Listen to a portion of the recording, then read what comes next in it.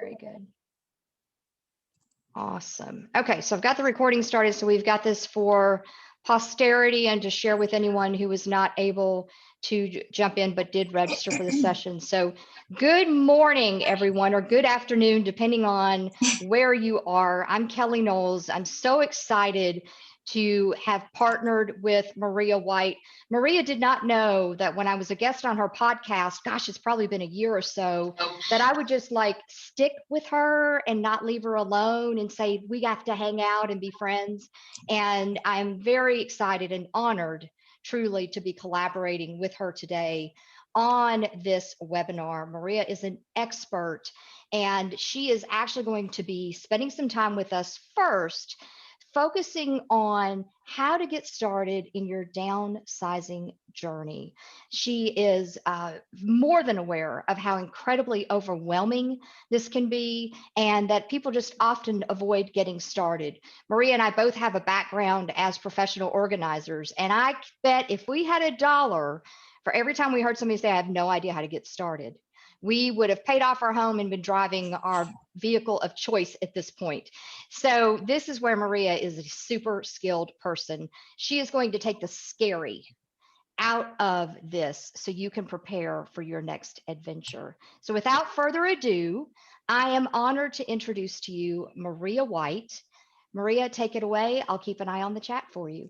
Awesome. Thank you, Kelly. I'm going to just share my screen right now. Let me do the right screen. Okay. And find my notes. Okay, so you guys should be able to see my first slide there, getting ready for your next chapter, downsizing and achieving your goals in midlife. So I'll be talking about the downsizing piece today. So I'm excited to be collaborating with Kelly.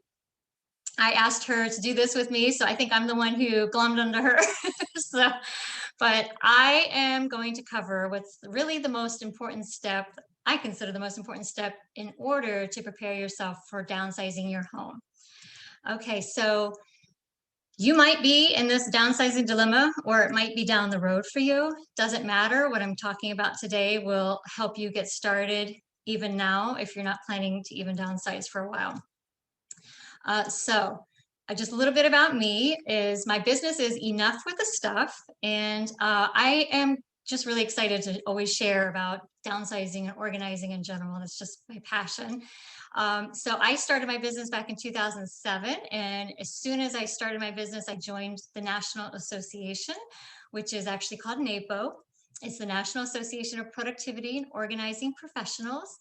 I was given the Professional Organizer of the Year by the NAPO DC chapter back in, 2015, I think it was. I've lost track. And then actually in our 2019, our National Association, we have a conference every year. That was our last in-person one before the whole world shut down. I was recognized with the Service to NAPO Award. So I've been really actively involved with both the chapter and the national level of NAPO because they have given me so much, helping me in my business, giving us the resources and education. So that's a little bit about myself and my business, but I want you to know that you're in the right place if you are overwhelmed with where and how to start downsizing. If the idea, even though it's not present front and center for you at the moment, it's down the road, if that even creates a little anxiety thinking about it, because maybe you've already helped a loved one go through this and you were part of that and you knew it was overwhelming. I want to help ease that for you so that you aren't full of anxiety, and I don't want you to just kind of stop in your tracks and not get started. Okay, so sometimes downsizing means moving to a smaller house, and sometimes it just means simplifying your current home. So it doesn't necessarily mean you're going to move out of your home. It's just simplifying, living a more streamlined life, less stuff and less stuff controlling you. So aging in place is a big thing now. And so in order to do that, you should simplify your home. And I'm going to get a little more into that in a second. So why should you downsize? Well, there are lots of really great reasons why you should downsize, and whether that's downsizing your house or just trying to age in place, simplify, right size your home, whatever term you want to use. There's a lot of good reasons, because you want to spend less time cleaning your stuff. I don't know about you, but How many of you spend at least one day on your weekends that are supposed to be your off time, cleaning, organizing, cleaning the house, or repairing something in the house, or dealing with the yard or the outside of the house? So much maintenance, right? So you don't really get a full weekend because there's just so much to do around the house. So spending less time on cleaning your stuff or around your stuff is a great reason to simplify your home and downsize. Maybe you want to have more time to pursue hobbies and volunteering. That's always been on your, your vision is to be able to have that time. But again, your weekends are eaten up by other things right around the house. Maybe you want to be able to spend more time with family and friends. Some of you might have kids who are now out of the nest and starting their own families, and you want to have that time to spend with them and the grandkids, or to pursue new hobbies or experiences or volunteering, right? Maybe this is my favorite, to travel. Maybe you want to travel and to just pursue other interests that you've always wanted to pursue but didn't have the time. It just wasn't the right time for you, right? You had other priorities, of course, raising a family or full-time working, and just things get pushed aside that we've wanted to do for a long time.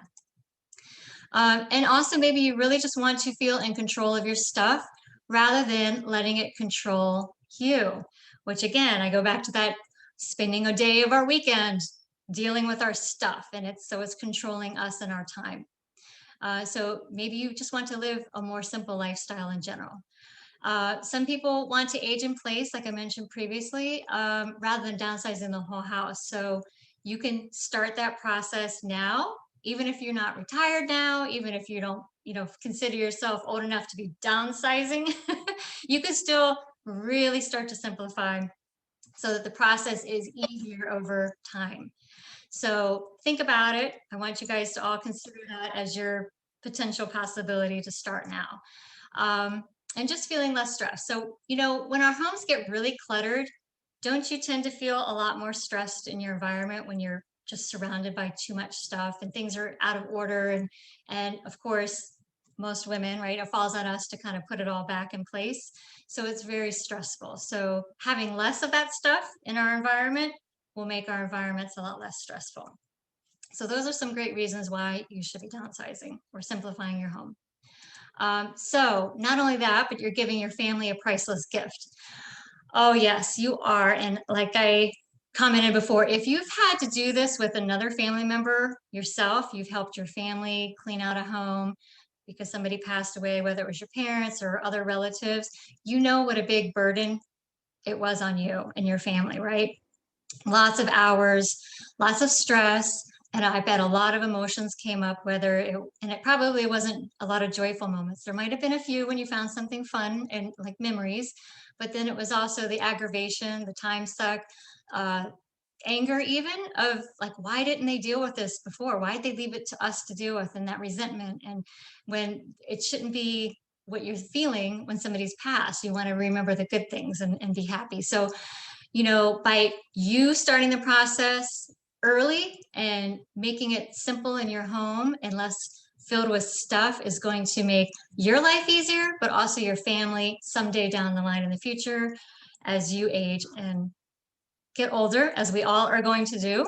So you're giving yourself a gift by working towards living that simple life, right? Which will be so much more less burdened.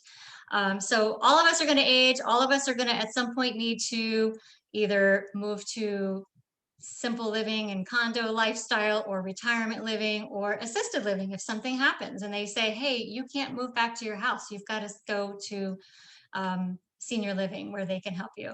And guess what? You lose all control of who gets to make the decisions, not you. It'll be your family making the decisions on what goes and where it goes. And it might go into a dumpster. And if you don't want that, if that horrifies you, as it does me, you will want to use the control you have now to make all those decisions about your stuff. Just a quick testimonial of this client. She says in yellow here, please do yourself a favor if inertia and indecision are prohibiting you from asking for help. That is the biggest thing that holds people back. And that's why they get into their 70s and 80s and they're like, oh my gosh, what do I do? How do I deal with this? And it's so much harder because they let that indecision hold them back. from getting started. So there are 6 areas of focus with when you're downsizing that I think you need to focus on when preparing to downsize. So the 6 areas are mindset. So you want to get yourself in the right mindset. You actually need to know all the different options there are for getting rid of your stuff. There are many, and it doesn't involve a trash can or a dumpster in the driveway. So don't think that's one of your options that you have to go with. And then making a plan. There's so many things that have to be planned out ahead of time. Where are you going if you're planning to sell your home? Do you even know? Do you need to start traveling to go visit these communities out of state or in state and find where you're going? There's just a lot of decisions that have to be planned out. And then once you know where you're going, planning backwards in your timeline. So we don't want to start with talking to a realtor. That's kind of at the end of the line. A lot of people do things backwards. So making a plan. And I talk about all 6 of these areas in a 6-week course that I teach. I'm not talking about that today, but I just want you to know that there's a way to learn all these different elements. Resources, there are gobs and gobs of resources to help you go through this process. Learning how to pack so that a lot of people want to pack their own stuff, but they do it wrong. I see it all the time with my clients, like, wait. So you need to learn how to pack correctly if that's your plan.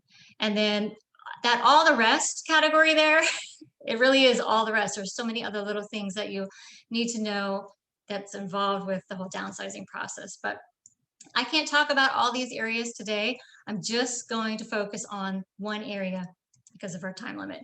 Mindset. I cannot emphasize this as being the most important aspect of the downsizing process enough, because if you're not in the right mindset, you won't be able to make your decisions. So what is your goal, dream, or vision? This is the biggest, most important step to have before you start anything else, because if you don't know why you're downsizing or what goal or vision you're working towards, you will have no way to make the thousands of decisions about your stuff as you go through the house. You are going to pick up things and like, well, I might need this. I don't know if I need this. And all that's going to keep happening throughout the entire process because you don't have any direction. You don't have a vision created. You have no idea what your future holds. And it's okay if you don't know exactly what your future holds, but you should have a dream. You should have a vision, an idea of what your future would be like, what you want it to be. And it can be big and bold, or it can be very modest and simple, like I just want to be near my grandkids. Or it can be fantastical, like I want to travel the world. I'm going to sell my house and I'm going to travel the world for 2 years. There's no limit to what your vision can be. It's your personal decision, but it's really important. So what do you plan to do with your time? Once you scale back with work and go part-time, or maybe you retire, maybe you're already retired, it doesn't matter, but what do you intend to do with your time? Can you picture yourself going about your day once you're retired? Have you thought about it? Are you planning on living near the beach and just relaxing all day, reading books? Are you planning on getting a condo in the city? So you wake up in the morning, get your coffee at the nearby coffee shop, and then volunteering as a mentor for young business entrepreneurs. Whatever it is, you should be thinking about that. And what fires you up? What lights you up inside when you think about someday? Because that vision will help guide you through the process of letting go of all this stuff. You're going to ask yourself, does this serve my vision? When you are making decisions about your stuff, does this serve my vision? Okay, so when you are, I'm sure many of you struggle with letting go of the career clothes. That's always a big one for my clients. The career wardrobe, they might have been retired for years and they still have their career wardrobe. And why do they hang on to it? Well, there's a couple of reasons. They certainly aren't going to use them anymore, but it was such a big part of who they were. So that's hard, but it doesn't serve their vision for now, right? Or for the future. So they can let them go. All the decisions have to support your vision. So how do you picture your days? Have you guys even thought about it? I mean, I don't know if any of you have given yourselves a chance or a few moments or time to dream about the future and what that looks like to you. But if you've always wanted to do something that you couldn't because you were busy raising the kids or pursuing your career, then now start allowing yourself to think about it. Start taking notes in a notebook or on your computer, and it doesn't have to be a written out story form vision. It just could be thoughts and ideas of crazy things that you'd like to do or not so crazy. And they can change over time because that's growth, right? As we grow, we change and we have new dreams and desires. So I want you to think about creating a vision for yourselves. When you create a vision, I'm going to share my little snippet of a vision. I want you to actually write it out once you have your thoughts and ideas gathered, and write it in present tense as if it's already happening, and see how you feel. Does it really get you excited when you think about like, oh, this is happening? Like I can feel it. That right there is your motivation. That hold on to that feeling as you are going through and making the thousands of decisions throughout your house of letting go of stuff. Does this support my vision? Okay, will I need this for my vision? Because that's the big dilemma. Will I need this someday? I might need it someday if I get rid of it. But does it even add anything to your vision? Does it support it? Is there a need for it? So ask yourself those questions after you've written your vision. Okay.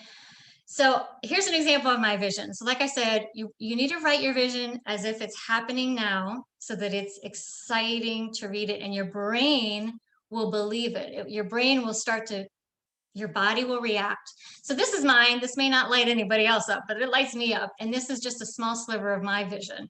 So it says, I live in a tiny house by the beach where I can see the water from my windows. I take trips abroad with friends and family several times a year. I also enjoy traveling to national parks in my RV during the spring and summer. I have a successful laptop lifestyle business, which supports my dreams. And I spend time volunteering at local animal shelter rescues and donate financially to other important causes. So like I said, this is super abbreviated, but this right here absolutely is part of my vision. And you can include other areas and aspects of your life, such as relationships, a career, if you want to start that second career, and create a business. Maybe you want to be a mentor, maybe you want to volunteer more. That can all be part of your vision. What do you want in relationships, socially, work, those kinds of things, financial, those can all be a part of your vision. So just add as much as you want. Read it every day, especially when you're getting stuck with the decision making overwhelm. Go back and read your vision and make sure it still feels really good and excited, because that will reset your frame of mind when you are feeling just really stuck and overwhelmed. And I just want you to know that you're on your way to freedom from the stuff while gaining more time to live your life the way you've dreamed, and your family won't resent you when you're gone. So, okay, so really, your family will be so grateful if you go through this process and lighten up the load so that someday when they have to deal with your home, they aren't overwhelmed by a lifetime of accumulation. Okay, so to recap, I want your vision to be written out in present tense so that when you read it, it lights you up. You are excited. You want to feel like you are doing this difficult process of downsizing and all this decision making because you're working towards that goal. And even if it's several years away, it's okay. You should still be getting the vision created and getting excited and working towards that. And maybe you have never even thought about creating a vision or even what your future is going to look like. And actually, Kelly's going to really speak to that today. So hold tight if you're really just listening to me and thinking, what? I have no idea what I want for myself. So that's okay. And then another tip is to start letting go with the easy stuff. So things like all of your husband's crap. No, not really. I'm kidding. Don't touch your husband's stuff. Do not do that. You need to lead by example. Work on your own stuff, letting go, creating your own vision. If you have a partner, maybe you can incorporate each other's vision. It should kind of be a vision together, right? If you're going to plan to stay together and have that future together. So your vision should line up. And hopefully, as you create that vision together, they'll get fired up and they'll be able to let go of their stuff. But you should focus on your stuff and not worry about what they're doing, until further into the whole process, right? So You can do this. You can do this. So really, that's the most important step with downsizing before you even get started in the process, is to have that vision. So I want to actually help you guys get started by inviting you to just this free 5-day downsizing challenge. I'm going to send you daily email videos, and it will just give you small little tasks to tackle to sort of get you energized and motivated to get started, and realize that if you break it down to little steps, you can do it. It's manageable. So there's a link on this slide. I don't know if Kelly, you can grab it, or if it's clickable. I try to make it clickable. If you click on it, it'll take you to a new tab, and you guys can then just leave it open until after the presentation. So quick, important thing I just need to mention is when you sign up, you have to immediately go into your email and find the email that gets sent to you, and then hit confirm, or you won't get the 5 days of videos. So make sure you look for it. It might land in promotions or some other crazy folder. Just look for it. Also join my Facebook group called Empty Nester Downsizing Dilemma for more tips. It's a community of support. You can share things yourself. You can ask for help. And we're just there to be a community of support and inspiration, and to celebrate each other's wins. And this is my contact information. If anyone has any questions or wants to reach out, please do so. I also am on Instagram. The IG is enough for the stuff, just enough for the stuff.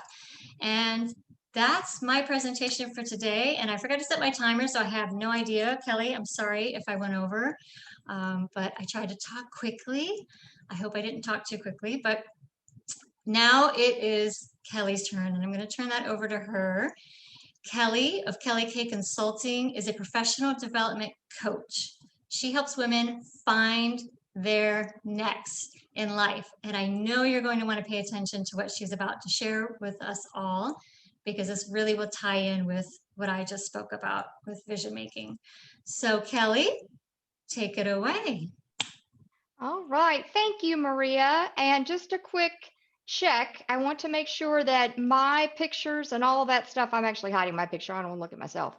And make sure that you all can see everything. Everybody good? Yes. Awesome. So, Maria, first of all, I love that you brought into all of this vision, because we are going to talk about that. But when you write things down, I'm curious, and I'll look for a show of hands. How many of you writing things down is not your idea of your greatest fun ever? Anybody? Okay. Thank you. So for me, it's the same thing. Is I've had to force myself to write things down, and I will tell you that when I write things down, I start to get some revelation, is probably a terrible way to put it, but I really start to get some insights.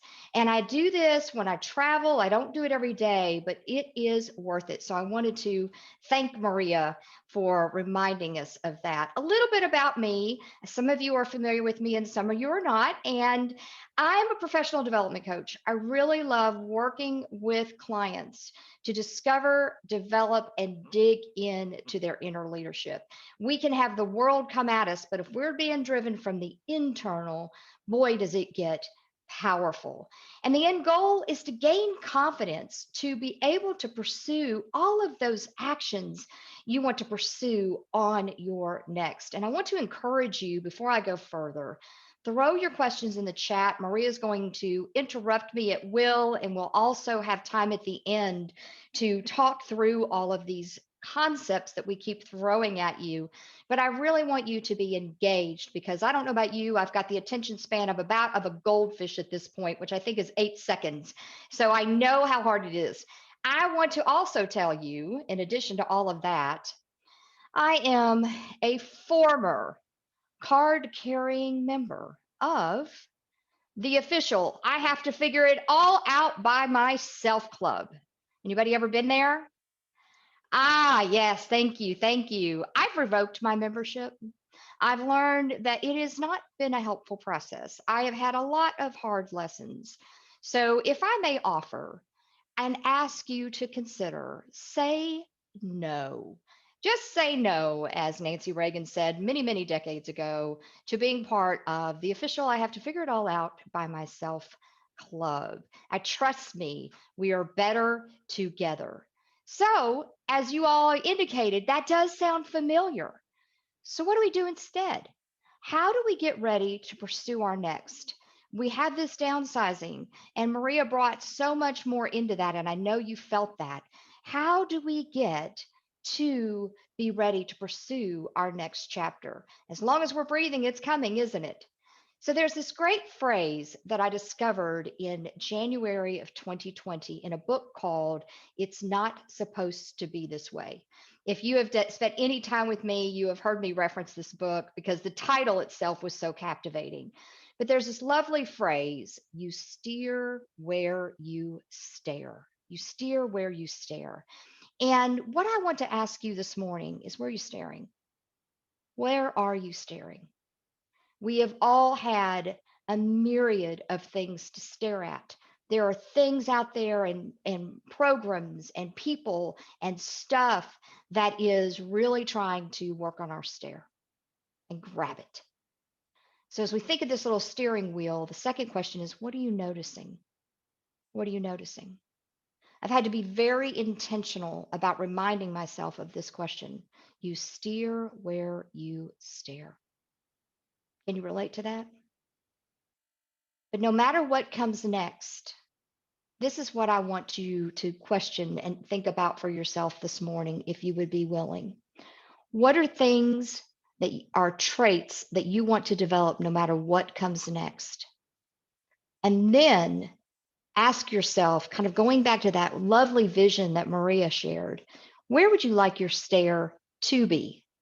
So, where are you staring now? What are you noticing? Now, you may say, Kelly, I'm noticing some really good things because there's some stuff I'm focusing on that are for my good.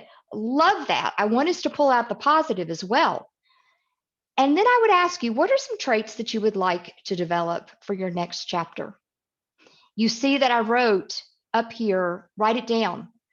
Every month, at the end of the month, I go through my goal sheet and I review, where am I at? Do I accomplish everything that I set out to for that month? No, real life. But it helps me reassess and rethink my stare. So here's some traits that you might want to develop. I've gotten these from a lot of my clients in my previous next coaching programs. Resilience. Wow, is that one that we all need? Confidence. I hear this from people that exude confidence, and then they tell me I want more confidence. It's okay to want more confidence. Flexibility, flexibility. And faith is something that comes up often. Focus. I'm working on my focus. I have a post-it right here on my screen that says one thing at a time, get back on the job, one thing at a time, get back on the job, because I'm a multitasker to a high level. And compassion. A lot of us are born with compassion and empathy, but I hear other people say that that's something they want to develop in their next chapter. Think about this for you. I'd love to see in the chat, what are some things that you would love to develop for your next chapter? Sometimes we get lost. Anybody ever been on a trip? You get lost? Think about your style. Yeah, think about your style when you get lost. Bob Goff. I love reading Bob Goff's books. If you've never listened to Bob Goff, start with an Audible book. But he talks about we don't ever actually outgrow the anxiety of feeling lost. And then he talks about sometimes we've lost track of the person we set out to become or those principles we sought to live by. And that's okay. That's okay, because we know we can always reset, we can always pivot. So, what I'd like to do today is think of the analogy of a trip, think of the analogy of a journey. And let's start by thinking about what we've got in our luggage. My husband and I just recently went on a trip, and I don't know if y'all have traveled lately, but they keep making what you can carry on the rules smaller and smaller and smaller. And my mom had bought my husband and I some luggage a few years ago for an international trip. We started measuring, we're like, we can't take any of this fancy new luggage, the kind where you just barely touch it and it rolls. I mean, this is pretty stuff. And it was too big. I was thinking, oh my gosh, but we all have luggage, whether it's physical, as Maria was talking about. There's also that internal, isn't there? They come together. We're a whole person, so everything works together. So, what is the luggage that you're carrying? Does it look like this? Do you feel like you just stacks and stacks, both internally and externally, of luggage? Storage rooms and extra rooms and everywhere, internally as well.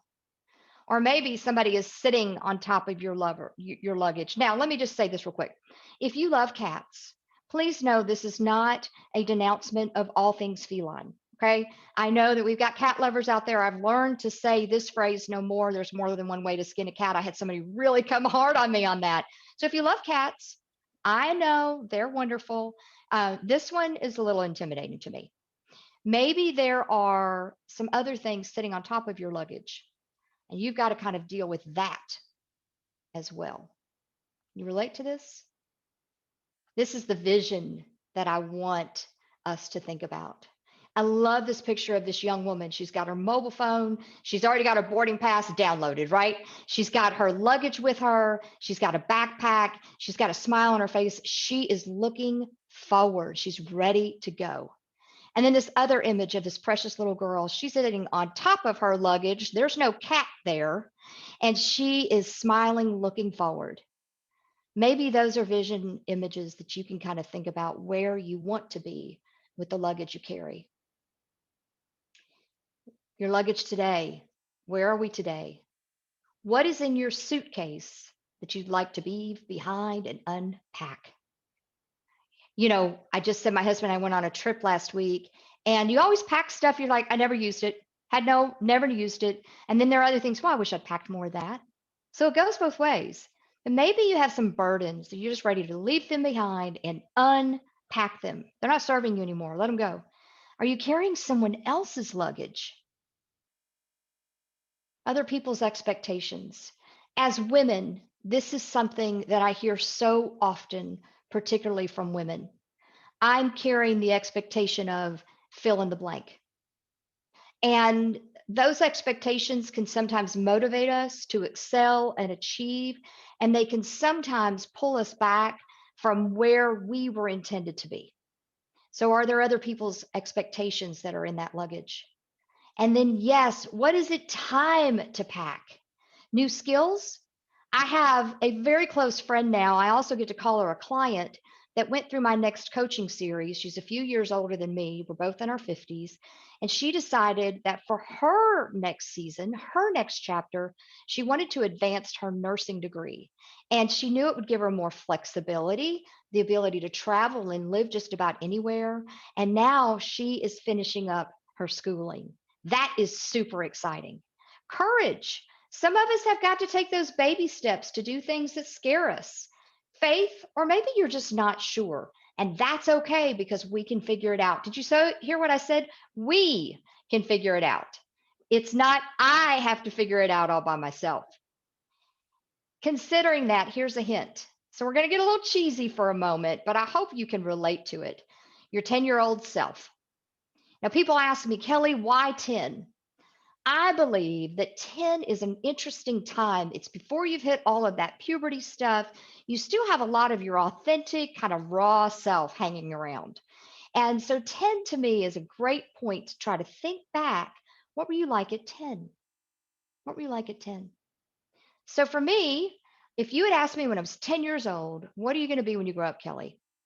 I was going to be a corporate lawyer and the first woman president. And this is, thank you, Adelaide. This is a certificate, and this shows you my age from 1981, of where I went through this whole program and I actually got to pretend to be president. And I just remember thinking, oh, now I do work in a law firm now. I'm not a lawyer. So I think that's kind of funny that I ended up spending my 50s at a law firm. And then here I am at 10. Now, to give a little context for why I shared this picture, this white shirt and this gold belt, this was at the height of the disco era. And I was so beyond excited to have disco clothes. So you can't see it in this old picture that's yellowed, but there were gold stripes that went through this white blouse. And then I had this gold, like shiny gold lame belt. And man, I was ready for the disco. Now, did I go to a disco at 10 years old? Obviously not. But I was beyond excited. And this just shows a little bit of that personality. So let's point to you. You're the focus of today. What were you going to be at 10? If you don't know, it's okay. I have some people say, well, I was going to really be Barbie and I was going to have Ken. I'm not shaming any of that. And I don't want you either to, because it gives you clues to your personality. These are good things. How did you play? For me, I was always organizing something. I have a client that said all the boys, whether they liked to or not, were in her classroom. I think that's hysterical. She gathered up all the boys in her neighborhood and she was going to teach them something before they played, whether they like it or not. And you know, she is still teaching. She's teaching music on the side. And I thought, how fun is that? How did you play? Who did you enjoy being around? Who did you find that you enjoyed being around? And what was your family like? Now, I don't say this to pull up bad memories. I mean this with real respect for all of you. But it does give you ideas on if your family was achievement oriented or if they tended to be more, we feel like, you know, they never could feel like they could win. It gives you clues. What did you like? And what did you dislike? I want to pause on this dislike. A lot of people tell me, Kelly, I don't know what I want. I don't know what I'm going to do in my next chapter. It feels negative to start with what you don't want, but it's actually a really helpful list because then it allows you to kind of niche down to where you want to be. So it's okay to say, I don't want this, I don't want this, I don't want this. And what were you told? What were those echoes of the past? So this is me at 16 in Panama City, Florida. I've got a great tan going. And again, it's the 80s, so I've got my hair perfectly rolled. I think I spent 2 hours every day on my hair. And I'm in my favorite Ocean Pacific t-shirt and a pair of khaki shorts. Do you know what I was told?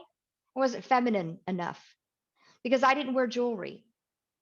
And I internalized that for a while. My ears are pierced crooked because one day I decided I'm not feminine enough. I've got to go get my ears pierced. So I went to Spencer Gifts, if anybody remembers that crazy place, and they pierced my ears crooked. It's ridiculous. And I was told I wasn't feminine enough. I was told I was a bad influence. Now I have to explain this picture. I told my girlfriends we were all, if I may be a little crude, flat chested. I said, look, let's do a pyramid on the beach and gravity are going to help us out.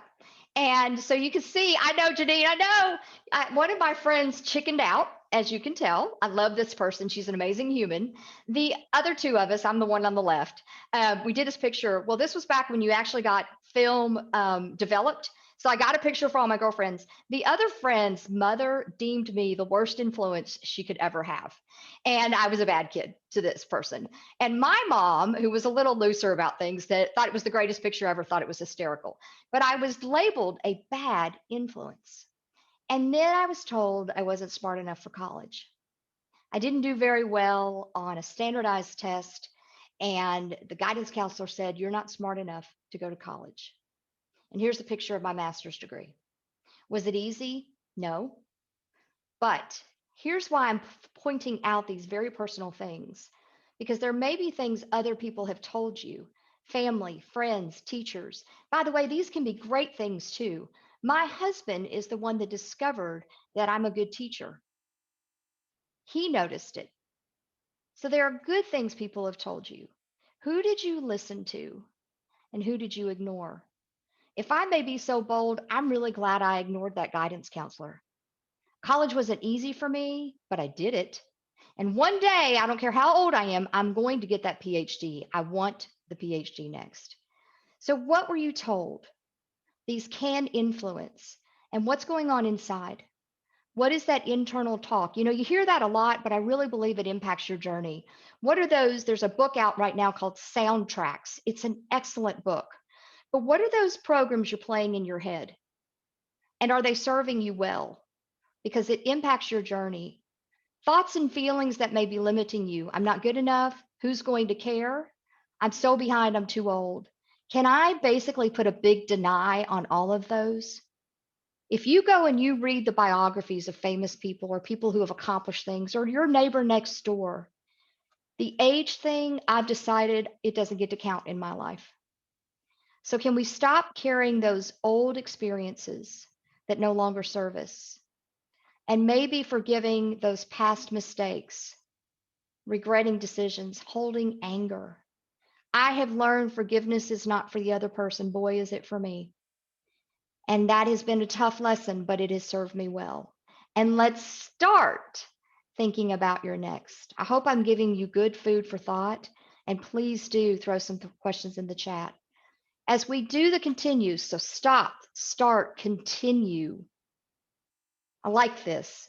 Start over daring to be brave. I have a client who has a podcast called the Brave Podcast, and she shows videos also of her doing brave things. She just posted a video on zip lining. It looked like a ton of fun, and yet I'm still scared to do it. So starting now, do you want to feel lighter, sharper, and stronger?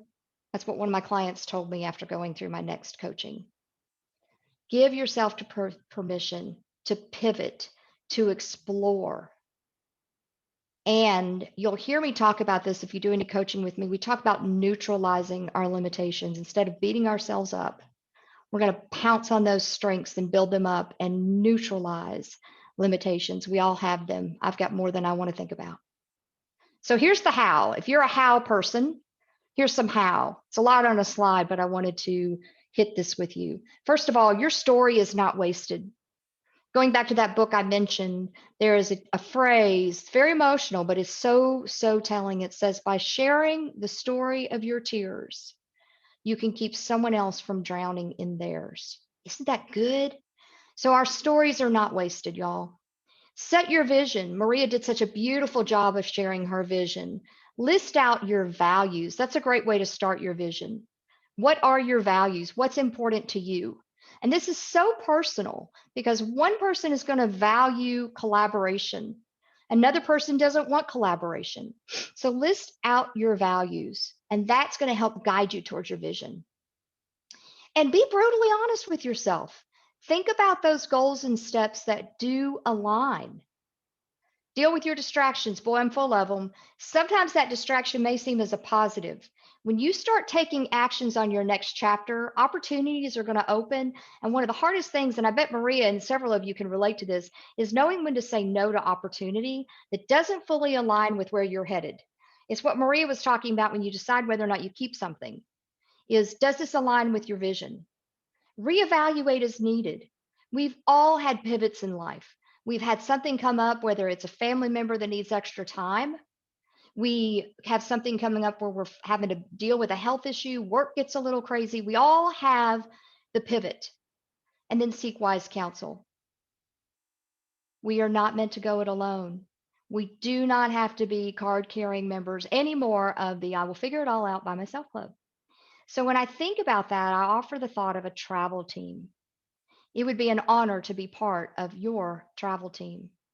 You don't have to figure this out by yourself. The road is windy. There are stops and starts and yields. And if I may offer, you don't have to figure it all out by yourself. Just a quick note, and then I want to make sure that we have time for questions. I'm so excited that you all have stayed with us this entire time. I'm going to be starting a very small group of next coaching in July. We're going to do an hour for 5 1-hour sessions, and it is 147. It is personalized. I developed this program last year from scratch, led 3 groups of people through it, and did some one-on-ones as well. And today, for anyone that's on the call that would like to do this, I want to add in a 30-minute one-on-one laser focus individual session.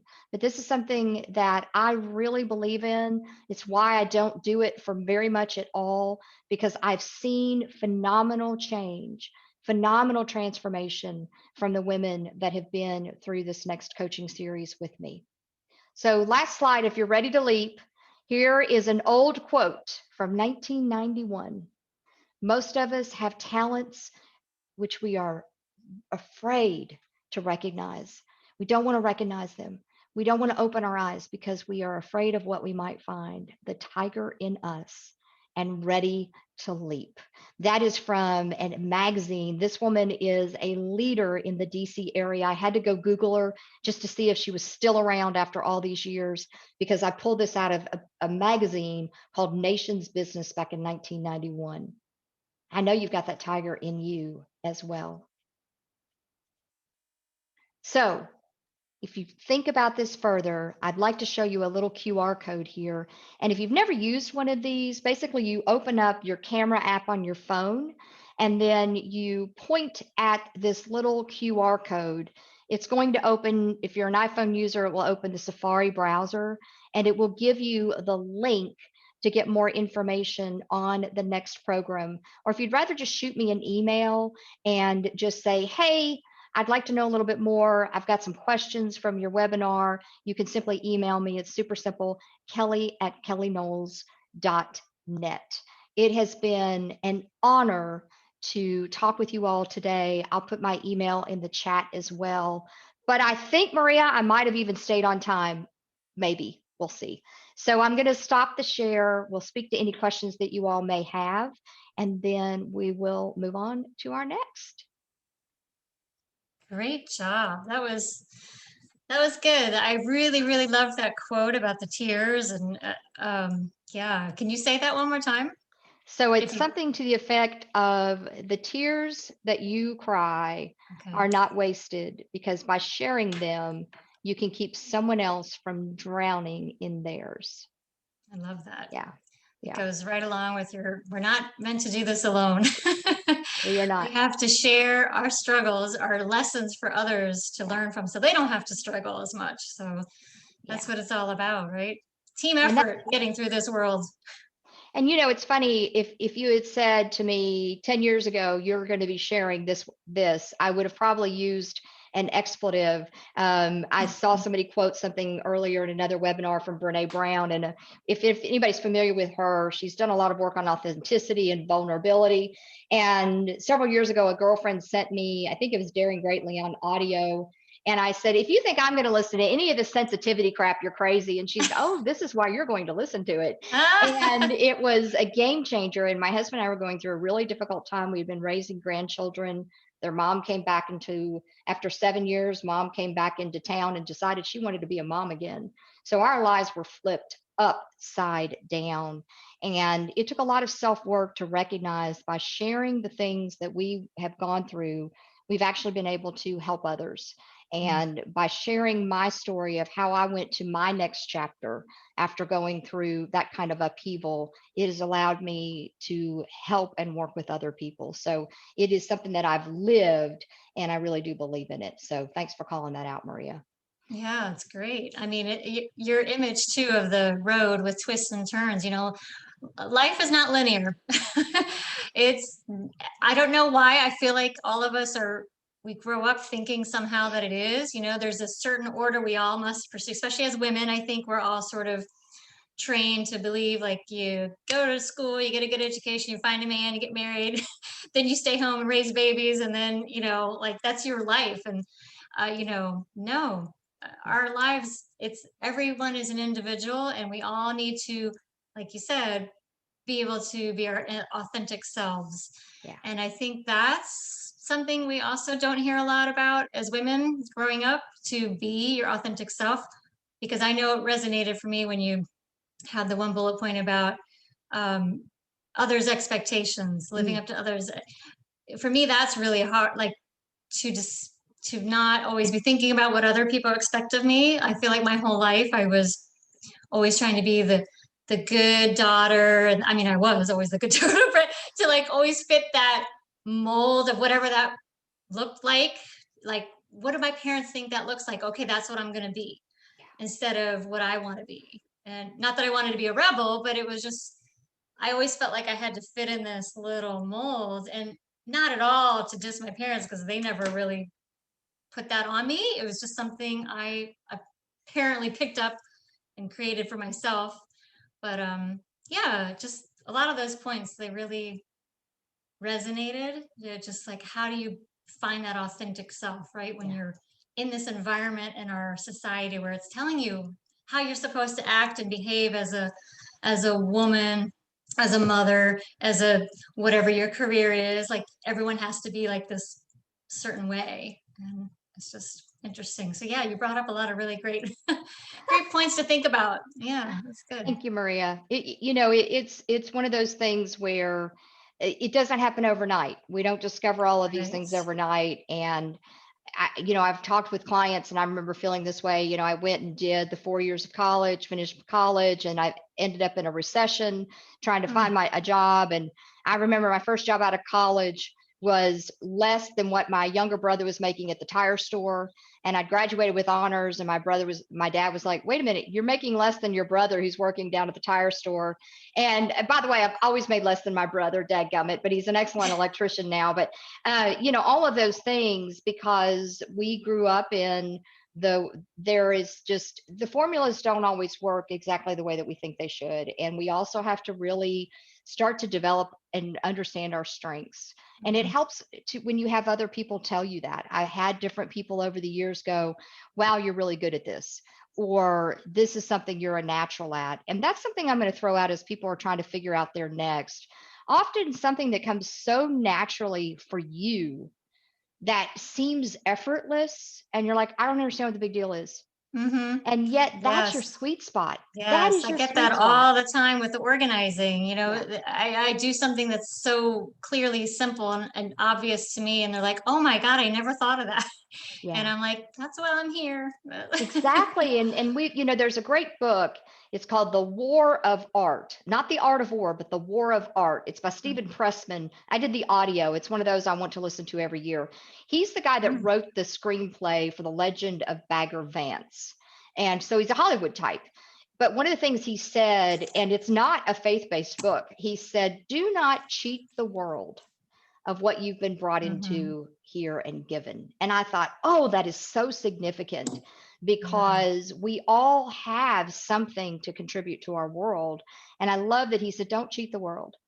Mm, And it's just, that book is really, really good, because he talks about, especially if you're a creative, how you get over that resistance. And that is something, it's that resistance that's letting you know, hey, you might be in the right place here.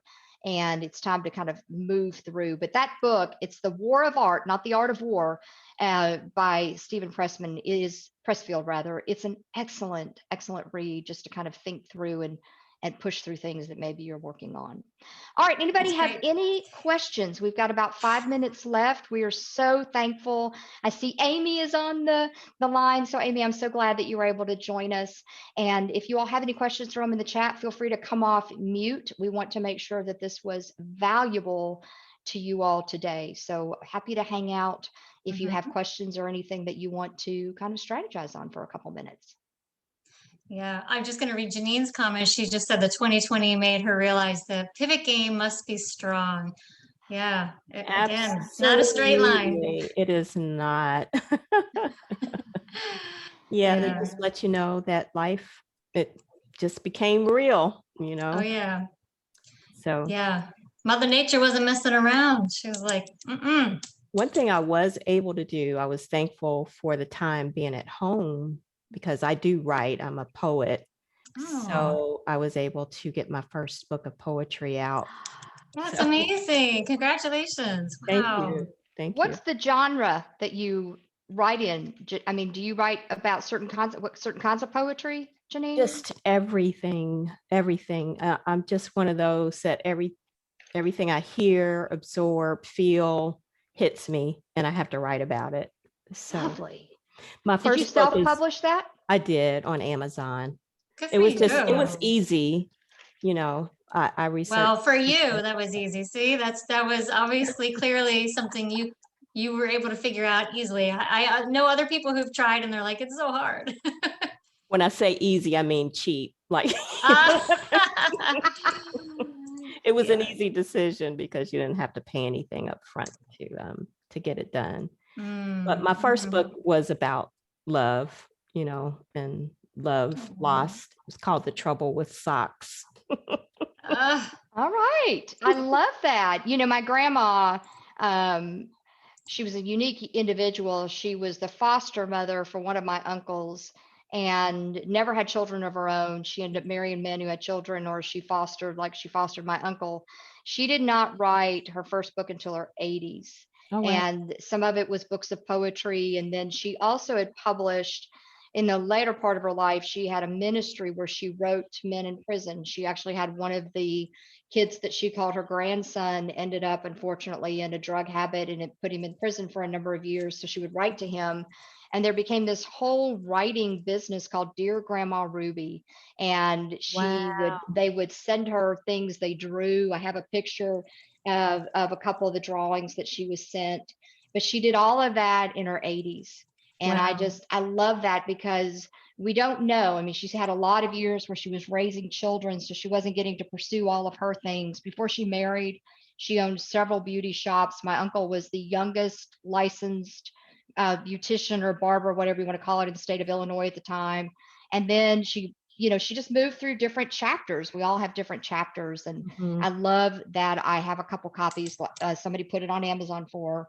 And but the letters to Grandma Ruby, and there was a couple of others that she ended up publishing, which is I love that. so cool. So I always say, as long as you have breath, you have purpose. oh, I love that, Janine. Thank Yeah, you. so it's only too late until you.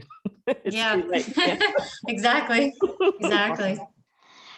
So I think in the chat, by the way, if you all see the chat, you Mhm. may see there's a word that says file. To the right of that are 3 dots.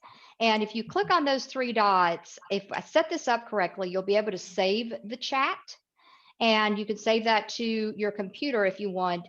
And that way you've got all of those links, or just feel free to email Maria or me and we can resend Mhm. whatever you need. But I've got Maria's email in there. I put my email in there, as well as the link that was from the QR code. So we hope to hear Mhm. from you all.